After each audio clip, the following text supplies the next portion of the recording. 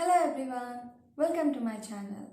I have cleared NTA NET exam last year in December 2019 in my first attempt and my subject was English. And the preparation time I had taken was 1 month. Since then I have received lots of DMs on my Instagram and many messages from my friends and family asking how I was able to clear an exam in such short time. I was happy to answer all the questions, but it became overwhelming in course of time to reply each and every question. So I decided to share my story here so that it would be of some help if you are looking for some strategies or tips to clear an exam in 1 month or lesser than that. So first, when I decided to prepare for the exam, all I had was 1 month, and it is such a short time that I had many jitters, self-doubts and lots of negative thoughts that it is not possible. And the first thing I tried to do is either eliminate or at least decrease this anxiety level. And shifting my mindset into positive thing that it is possible only if I do hard work and that I have to really prepare eased my preparation in the next 3 weeks to prepare well and to focus well.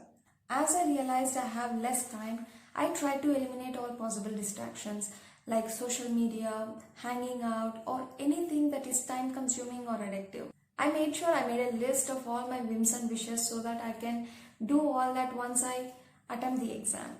But during the preparation, I tried my best not to do all that. If it's little thing or very short thing or it's just a food, I try to enjoy it. But if it's really addictive or time consuming, it's just 3 weeks or 4 weeks, so I tried not to do that. As many people say, syllabus plays really a very important role while preparing for any examination. So the first thing I did was to write down all the topics of the syllabus so that I can get familiar with the topics so that I can prepare better. But the list was very long and it's practically impossible to cover all the topics. So I assured myself that it is okay not to study everything. And I decided to focus on the important topics so that I can clear the exam. There can be many websites that offer important topics list, but I didn't rely on them. I tried to form my own important topics list by analyzing previous papers. In 3 hours, I used to practice paper 1 and paper 2, and in the next hour, I used to correct all my answers and analyze the questions. I focused on topics that are repetitive or on the topics from where many questions are asked. Apart from analyzing previous papers for important topics list, doing it every day really helped me in scoring up my marks. It helped in speed, it helped me in analyzing questions better, it really helped me to pick what kind of questions they ask when I was studying. As time is constrained here, I really can't study anything in depth. If I do, I will lose time and I can't cover all the topics. So I made sure I study peripherally so that I can have bird view knowledge on every topic. And while I was studying, I tried to be so attentive and focused because if I am not, I can't retain my knowledge when I am in the examination. And it was really important for me to be so concentrated while I study because time is very less and I can't have revision sessions. As I said, every day I used to spend 4 hours practicing previous papers, 3 hours for writing and 1 hour for correcting it. And the rest of the day I used to study the topics that I have listed as important. I used to get roughly 20 to 30 topics for both paper 1 and paper 2. So I used to study 6 hours at least the rest of the day. Coming to material, I limited my preparation to 1 or 2 sources. For paper 1, initially I prepared from Arihenberg. Later my friend suggested Human Peritus modules and gave me her books. So special thanks to her. Paper 2 syllabus was very huge and I searched for many modules, materials and sources. But time was very less. So I wanted something that's very crisp so that I can follow blindly. I didn't want to rely on many sources where I just have to juggle every time to cover everything. I just wanted one thing where I can focus completely on it and learn from it. And I had taken Arpita Karwa's crash course and prepared from it. I had downloaded all PDFs from her website and organized everything on my iPad. So whenever I had to study topics, I used to choose from her PDFs and I used to read it. I love the format of her PDF. Everything is organized and structured.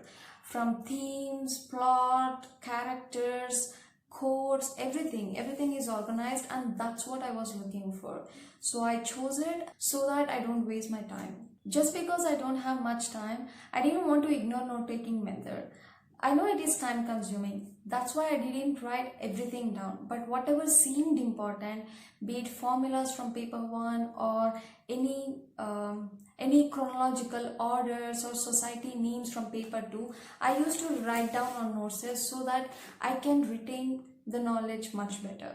While I was doing all this, hustling between preparing, practicing and studying, I didn't want to ignore my sleep and eating schedule because they are really important. I kind of ignored my sleeping and eating habits in my first week and it affected me.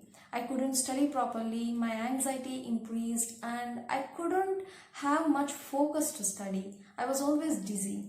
So I really made sure that I get plenty of sleep, at least 7 to 8 hours, and I eat healthy food so that I can be much healthier and I can have much energy to study better. Just because I eliminated all possible distractions doesn't mean that I shouldn't relax at all. So I made sure I give enough time every day to relax myself. Possibly 1 hour, 2 hours, 3 hours if I'm totally exhausted. Because those are really important for me. Because if I work a lot or study a lot, I'd be exhausted by the end of the day and I needed that break. But optimizing that relaxing time was an added bonus. Reading and watching are my favorite pastimes. If I wanted to read something, I would pick a classic that would align with my important points list. If I am in mood for a film, I would watch an adaptation that would again align with the important points list. For example, I'd pick a Mansfield Park by Jane Austen book and I read it so that I need not to prepare again, but I can relax. And if it's a movie, I can watch Shakespeare movies or Ishiguro adaptations so that I need not to read them again, but I get the gist of it. So that's how I try to optimize my relaxing time. While preparing all this way, I didn't find any golden rule or any hard and fast rule. What worked for others didn't work for me and what worked for me might not work for you. So it is all experimental. And there's going to be lots of distractions and disturbances. I got many impulses to go out or to hang out or to go down the rabbit hole of a social media.